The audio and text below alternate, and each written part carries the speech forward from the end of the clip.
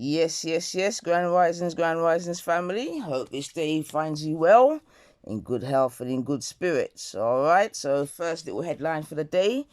Yeah, might be a triggerer, but it headlines: Meghan Markle believes she was destined to leave UK to fight racism in America. Okay, and this is from the Metro, and the story continues. Meghan Markle reportedly believes her instinct to leave the UK makes sense now, as she was destined to help fight systematic racism in the US.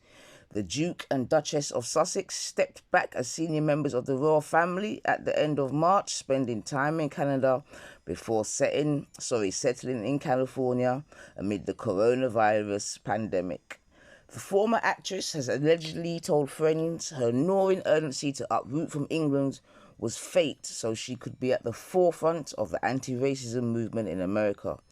A close friend is said to have told the DailyMail.com that the activist has been conversing with Oprah about how she could be part of the solution. They said Meghan feels like her mission goes far beyond acting. She said she wants to use her voice for change and hasn't ruled out a career in politics. The royal recently made a heart-filled speech to students at her old school about the death of George Floyd, an unarmed father who was filmed laying face down on the road, begging for air with a white officer's knee on his neck. She said Mr. Floyd's death had been absolutely devastating and his life mattered, as she delivered a video addressed to the Immaculate Heart High School in Los Angeles in early June. So what I'm going to do, family, I'm just going to play this short video, yeah, and then I'll continue with the story, okay? So let's see if this works. As we've all seen over the last week, what is happening in our country and in our state and in our hometown of LA has been absolutely devastating. And I wasn't sure what I could say to you. I wanted to say the right thing, and I was really nervous that I wouldn't, or that it would get picked apart. And I realized the only wrong thing to say is to say nothing. Because George Floyd's life mattered, and Breonna Taylor's life mattered, and Philando Castile's life mattered, and Tamir Rice's life mattered. And so did so many other people whose names we know and whose names we do not know. Stephon Clark, his life mattered. And I was thinking about this moment when I was a sophomore in high school. I was 15, and as you know, sophomore year is the year that we do volunteer work, which is a prerequisite for graduating. And I remember my teacher at the time, one of my teachers, Miss Palia, said to me before I was leaving for a day of volunteering, always remember to put others' needs above your own fears. And that has stuck with me through my entire life, and I have thought about it more in the last week than ever before. So the first thing I want to say to you is that I'm sorry. I am so sorry that you have to grow up in a world where this is still present.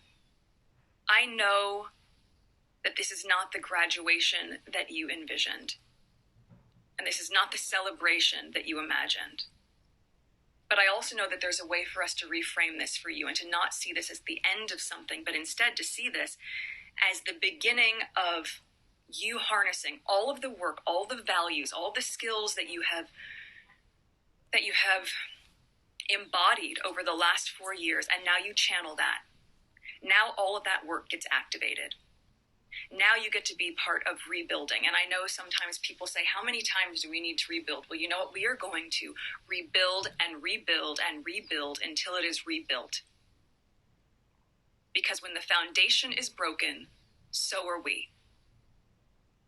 You are going to lead with love. You are going to lead with compassion. You are going to use your voice. You are going to use your voice in a stronger way than you've ever been able to. Because most of you are 18 or you're going to turn 18, so you're going to vote.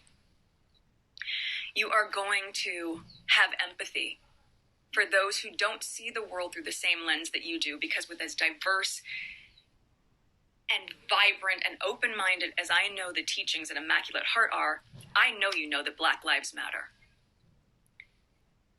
So I am already excited for what you are going to do in the world. You are equipped, you are ready, we need you, and you are prepared. All right then, family. So that was Markle's address, Good as it morning. were. My name's Mark Underarm, Group Manager for 24 Hour Rescue.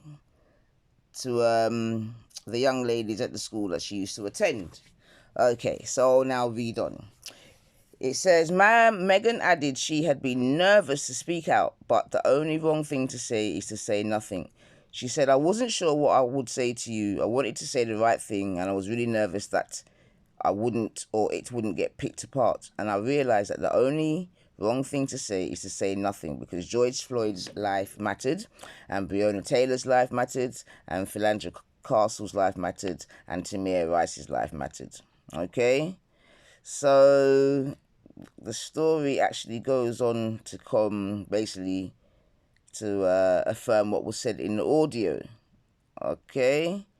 So I'll just go to the last bit where she says, you are going to have empathy for those who don't see the world through the same lens you do, because with as diverse and vibrant and open-minded as the teachings at Immaculate Heart are, I know you know that Black Lives Matter. Okay, yeah, and it says it comes as one of the royals' closest friends. Jessica Maroney has her TV show axed after an argument about the Black Lives Matter movement. Okay, family, so that was just a little short story regarding Meghan. And it headlines, Meghan Markle believes she was destined to leave the UK to fight racism in the US. And I'm sure I've heard some little ramblings of running for presidency and these type of things. So, all right, as ever, family, comment below. Yeah. And, yeah, I'll see you for the next news story, man. Have a nice day. Take care.